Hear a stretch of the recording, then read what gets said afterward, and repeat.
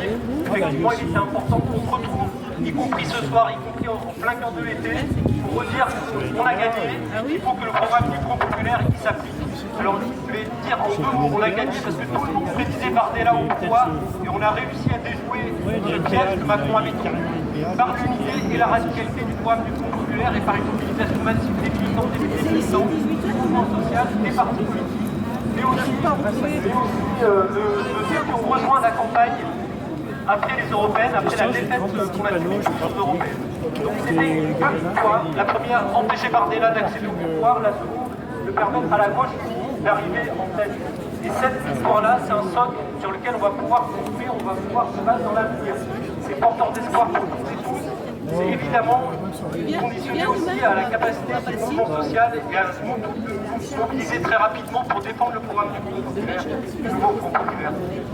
On le sait, quel que soit le gouvernement, qu'il soit un gouvernement de compromission, un gouvernement de droite ou celui du nouveau Front populaire, le gouvernement sera fragile, il sera faible et il faudra être dans la rue pour défendre les mesures les plus radicales qui étaient dans notre programme commun. Il faudra pousser à la base que ce programme s'applique pour répondre aux besoins sociaux, environnementaux et démocratiques. Sans ça, effectivement, le Front National, le Rassemblement National sera au pouvoir dans 2 ans, dans 3 ans, et on le sait très bien.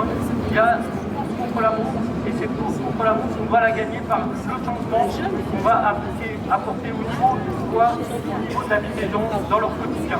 Ça passe par les salaires, ça passe par des droits égaux, par la retraite à 60 ans, évidemment, par des services publics, par une politique environnementale qui soit à la hauteur, et par une solidarité internationale. Et j'en profite ce soir.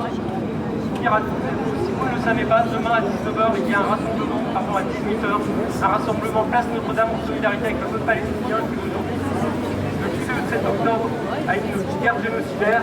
Et cette guerre génocidaire-là, aujourd'hui, elle se fait un peu dans un blackout pour les concentrer sur nos situations intérieures. Je comprends. Il faut reprendre aussi le chemin de la solidarité internationale de manière très active. Je vous remercie.